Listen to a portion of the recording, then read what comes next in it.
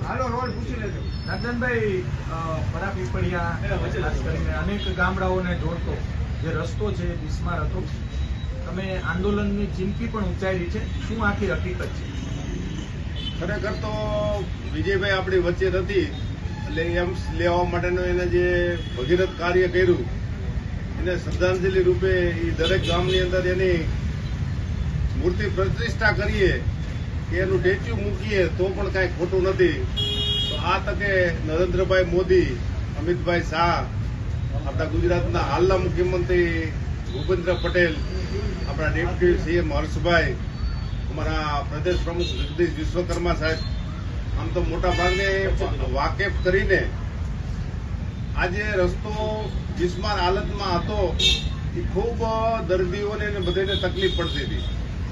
વાત એવી હતી કે કોણ આ રસ્તો કરશે, એ પણ ગઈકાલે ક્લિયર થઈ ગયું કે કાર્યપાલક ઇજનેર જિલ્લા પંચાયતના જે છે એ સ્ટેટના ચાર્જમાં હતા.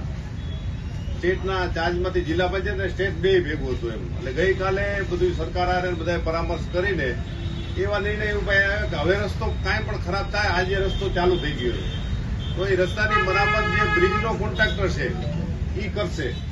અને ત્યાં હવે એક પણ ખાડો પડવા નહીં દે અને ડામર રોડ અત્યારે નહીં કરે, મેટલિંગ રોડ કરશે.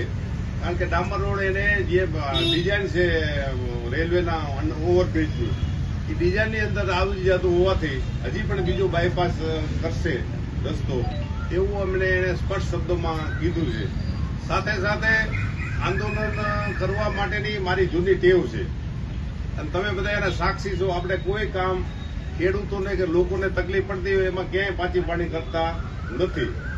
સાથે સાથે મેં બીજી પણ વાત કરી છે કે હમણાં જ આ વરસાદ વરુણદેવ બધે રીજે છે ને આપણે રીજતા નથી ને કાલથી શ્રાવણ મહિનો ચાલુ થાય. અમાસ છે મહાદેવને પણ પ્રાર્થના કરી કે વહેલા વહેલી તકે આજુબાજુના ગામડામાં ચાલુ થઈ ગયો તો મેઘરાજા પણ આપણી ઉપર કૃપા કરે અને દરેક ગામોની અંદર જે ચેકડેમમાં થોડા થોડા પાણી આવ્યા છે તો ખૂબ જ આજુબાજુના વિસ્તારની અંદર કચરો છે એટલે રૂડા અને બધા લોકો આરે પરામર્શ કરીને જિલ્લા પંચાયત આરે કરીને તાત્કાલિક કચરો પણ ઉપાડી લેવામાં આવશે એવું પણ ગઈકાલે એક વચન મળ્યું છે.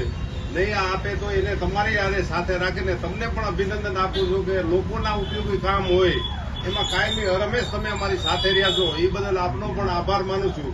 અને કોઈ પણ કામ રાજકોટ જિલ્લાને કે રાજકોટ શહેરને લગતું હોય છે, જે રૂરલને લગતું, એમાં ક્યારેય પણ લોકોને જરૂરિયાત હોય એમાં પાછી પાની નહીં કરી. અને રાજ્ય સરકારને પણ અભિનંદન આપું છું. કાલથી સ્પષ્ટ શબ્દોમાં કહી દીધું કે આ દરેક કાર્યો છે એ ઝડપભેર પૂરા થશે. આના માટે થઈ આ ખામી કોની કહી શકાય? મૂળ વાત એવી હતી કે જે કોન્ટ્રાક્ટર છે એ રેલવેને એક ડિઝાઇન મંજૂર કર્યા પછી એને એવું લાગ્યું કે આને બીજો પિલર પણ મૂકવો પડશે એટલે ડિઝાઇન ચેન્જીસ કરવાની વાતને હિસાબે વાર લાગી. આખે આખું કાર્ય જે કોન્ટ્રાક્ટર છે એમને કરવાનું છે. એમને પણ મારી યારે ટેલિફોન એક વાત થઈ અને હજી તમે કહો તો હમણાં લાઈવ કરી દઉં એને. નર્તનભાઈ, ખુદ ભાજપના નેતાને આંદોલન કરવું પડી રહ્યું છે, ક્યાંક ચીમકી ઉચ્ચારવું પડે પછી કામ થાય છે.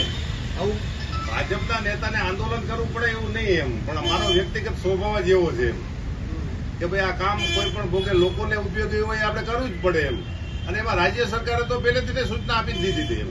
તો હજી ચીગમ જ મળશે કે થશે કામ અત્યારે ચાલુ થઈ ગયું છે. આપણે અહીંથી ત્યાં સ્થળ ઉપર જવું હોય તો રોડ બનવા માંડ્યો.